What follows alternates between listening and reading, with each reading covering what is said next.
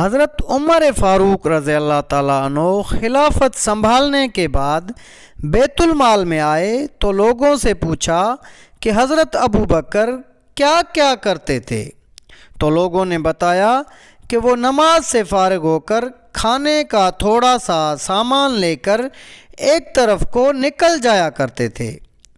آپ رضی اللہ تعالیٰ عنہ نے پوچھا کہ کہاں جاتے تھے؟ لوگوں نے بتایا کہ یہ نہیں پتہ، بس اس طرف کو نکل جاتے تھے۔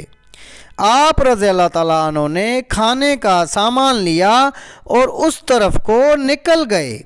لوگوں سے پوچھتے پوچھتے کہ حضرت ابو بکر رضی اللہ تعالیٰ عنہ کس جگہ جاتے تھے، پتہ چلاتے چلاتے ایک جھونپڑی تک پہنچ گئے۔ وہاں جا کر دیکھا کہ ایک نہایت ہی بوڑھا آدمی دونوں آنکھوں سے اندھا ہے اور اس کے منہ پر پھالکے بنے ہوئے ہیں۔ اس نے جب کسی کے آنے کی آواز سنی تو بڑے غصے میں بولا کہ پچھلے 3 دن سے کہاں چلے گئے تھے تم؟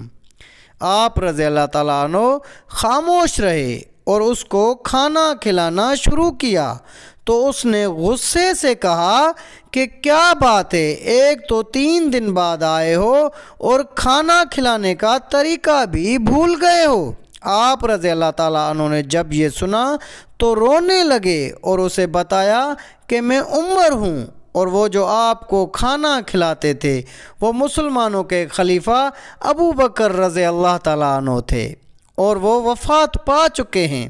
جب اس بوڑھے نے یہ بات سنی تو کھڑا ہو گیا اور کہا کہ اے عمر، مجھے کلمہ پڑھا کر مسلمان کر دو۔ پچھلے 2 سال سے وہ آدمی روز میرے پاس آتا اور کھانا کھلاتا رہا، ایک دن بھی اس نے مجھے نہیں بتایا کہ میں کون ہوں۔ سبحان اللہ، یہ تھی سیدنا ابو بکر کی شان۔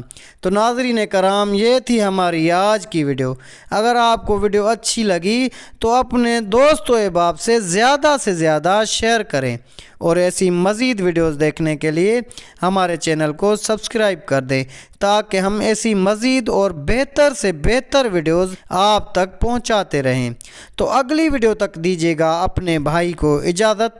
اللہ نگہبان۔